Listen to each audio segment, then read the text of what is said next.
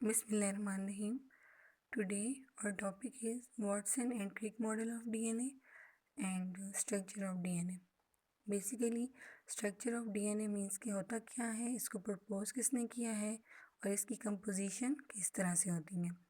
DNA का structure जो है उसको प्रपोज किया है वॉटसन एंड क्रिक ने इन 1953। डीएनए का मॉलिक्यूल जो है इसकी फॉर्मिंग किस तरह से होती है, इसकी कंपोजिशन किस तरह से होती है, ये सारा कुछ आज हमने स्टडी करना है in the topic of structure of DNA that is proposed by Watson and Crick in 1953। DNA का मॉलिक्यूल जो होता है वो कंसिस्ट करता है 2 पॉलीन्यूक्लियोटाइड स्ट्रैंड्स पे। पॉलीन्यूक्लियोटाइड्स स्ट्रैंड पे कंसिस्ट करता है डीएनए का मॉलिक्यूल और दोनों स्ट्रैंड जो होते हैं वो कॉइल होते हैं एक दूसरे के इर्द गिर्द, तभी जो होता है वो डबल स्ट्रैंडेड डीएनए स्ट्रक्चर बना रहा होता है। इसके अलावा इसको सपोर्ट कौन सा स्ट्रक्चर कर रहा होता है, इसमें कौन कौन से कंपोनेंट्स प्रेजेंट होते हैं। फॉस्फेट शुगर बैकबोन प्रेजेंट होती है that is present outside of the double helix. तो फॉस्फेट शुगर बैकबोन जो है ये सपोर्ट कर रही होती है डीएनए के स्ट्रक्चर को। इसके अलावा नाइट्रोजनस बेसिस जो हैं वो प्रेजेंट होती हैं inside of the double helix. अब ये डबल हेलिक्स मैंने यहाँ पे फिगर में शो भी किया है कि ये जो दो स्ट्रैंड्स हैं दोनों ने एक दूसरे को कॉइल किया हुआ है अराउंड वन अनदर। तो ये दोनों स्ट्रैंड्स हैं जिनको लेबल किया है यहाँ पे, और यहाँ पे जो बॉक्स ड्रॉ किया है that is the double helix. तो डबल हेलिक्स जो है इसके इनसाइड प्रेजेंट है नाइट्रोजनस बेसिस और आउटसाइड प्रेजेंट है फॉस्फेट शुगर बैकबोन जो कि सपोर्ट कर रही है डीएनए के स्ट्रक्चर को। अब इसमें कौन कौन सी नाइट्रोजनस बेसिस प्रेजेंट होती हैं, adenine, thymine, guanine and cytosine.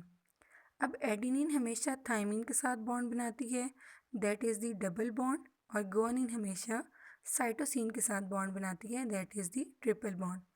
अब ये इनकी बॉन्डिंग जो होती है वो स्पेसिफिक क्यों होती है, मीन्स एडिनिन जो है वो साइटोसिन के साथ बॉन्ड क्यों नहीं बना सकती और गुआनिन जो है वो थायमिन के साथ बॉन्ड क्यों नहीं बना सकती। इनकी बॉन्डिंग जो है ये इसलिए स्पेसिफिक होती है क्योंकि इनकी जो बेसेस होती हैं पायरिमिडीन्स और प्योरीन्स जो होती हैं दे आर स्पेसिफिक होती हैं, और इसके अलावा जो है इनकी स्पेसिफिक पेयरिंग की वजह से डीएनए की रेप्लिकेशन होती है और प्रोटीन की सिंथेसिस होती है।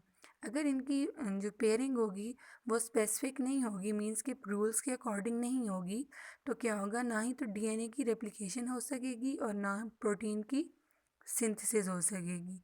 तो डीएनए की रेप्लिकेशन और प्रोटीन की सिंथेसिस करवाने के लिए एडिनिन बॉन्ड बनाती है थायमिन के साथ that is the double bond, और गुआनिन बॉन्ड बनाती है साइटोसिन के साथ that is the triple bond. That was the structure of DNA and it is proposed by Watson and Crick in 1953। ये बहुत ही इम्पोर्टेंट टॉपिक है, अक्सर एग्जाम में भी आस्क किए जा सकते हैं ये क्वेश्चन आंसर जो पॉसिबल थे इस टॉपिक में से that are who propose structure of DNA के स्ट्रक्चर को प्रपोज किसने किया, James Watson and Crick in 1953 proposed the structure of DNA. Second question is enlist the nitrogenous bases present in DNA double helix। कि DNA के double helix में कौन कौन सी नाइट्रोजनस बेसिस प्रेजेंट होती हैं, that are answer is adenine, thymine, guanine and cytosine.